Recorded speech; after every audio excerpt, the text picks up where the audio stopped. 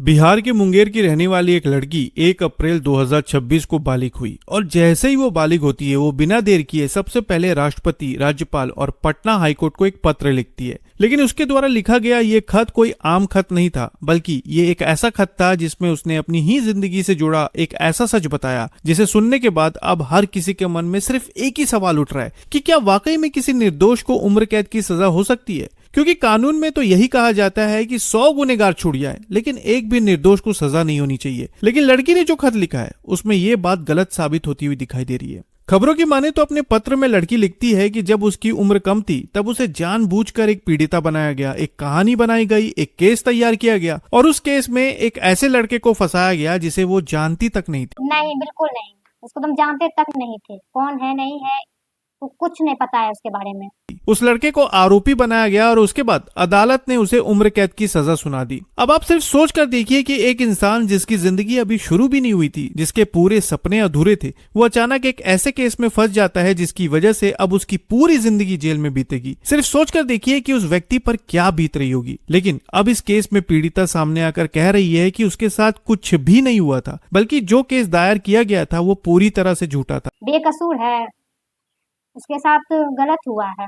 लेकिन अब उसके इस खत ने पूरी कहानी को ही पलट कर रख दिया है। खबरों की माने तो लड़की अपने पत्र में आगे लिखती है कि उस समय वो बहुत ज्यादा डरी हुई थी, उम्र कम थी और वो बालिग भी नहीं हुई थी। लेकिन उस वक्त उसके आसपास ऐसे लोग थे जिनसे वो सवाल नहीं कर सकती थी। उसका कहना था कि उस समय उस पर लगातार दबाव बनाया गया, उसे समझाया गया, डराया गया और धीरे धीरे उसे इस कहानी का हिस्सा बना दिया गया, जिसे बाद में अदालत में सच के तौर पर पेश किया गया। खबरों के मुताबिक लड़की ने अपने पत्र में ये लिखा है कि उसे करीब 30 घंटे तक अवैध तरीके से हिरासत में रखा गया, तरह तरह से उसे प्रताड़ित किया गया और फिर उसे इस कदर डराया गया कि उसने वही बयान दिया जो उससे कहा गया था।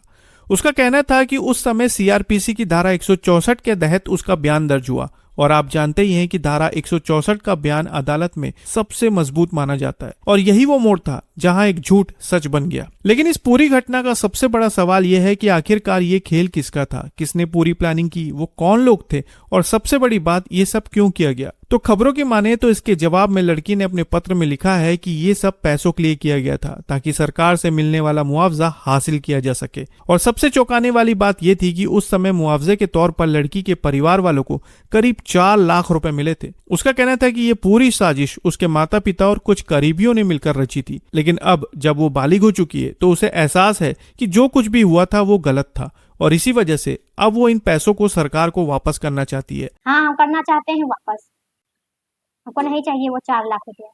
उसका कहना है कि वो इस सच के साथ जीना चाहती है, ना कि उस झूठ के साथ जिसने एक निर्दोष की जिंदगी बर्बाद करके रख दी। अपने पत्र में लड़की ने अपील की है कि जिस लड़के को इस केस में फंसाया गया है वो पूरी तरह से निर्दोष है और इसलिए उसे तुरंत रिहा किया जाना चाहिए और इस मामले की निष्पक्ष जांच करवानी चाहिए। आगे उसका ये कहना है कि इस मामले में एसआईटी का गठन किया जाए और सबसे जरूरी चीज 7 सितंबर 2022 को जमालपुर थाने के सीसीटीवी फुटेज चेक किए जाए ताकि सच सभी के सामने आ सके।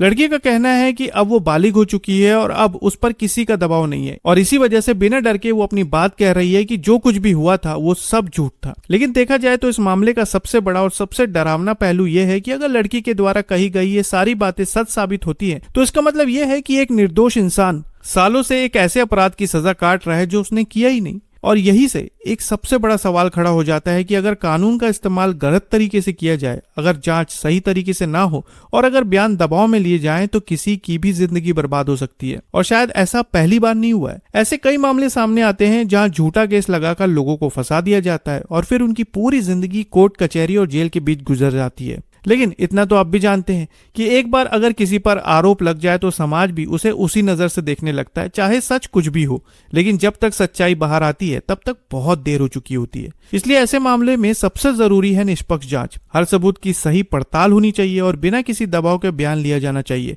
ताकि कोई भी निर्दोष इंसान फिर किसी झूठे केस में ना फंसे। फिलहाल ये मामला पटना हाई कोर्ट में विचाराधीन है, लेकिन जरा सोच कर देखिए कि अगर लड़की ने खत नहीं लिखा होता तो शायद ये बात कभी सामने ही नहीं आती और एक निर्दोष जेल में अपनी पूरी जिंदगी बिता देता। बिहार के इस मामले पर आप क्या कहना चाहेंगे कमेंट में जरूर बताएं और नई खबरों के लिए चैनल को सब्सक्राइब करना ना भूलें। फिर मिलते हैं साथियों बिल्कुल एक नई खबर के साथ, तब तक के लिए आपका बहुत बहुत धन्यवाद।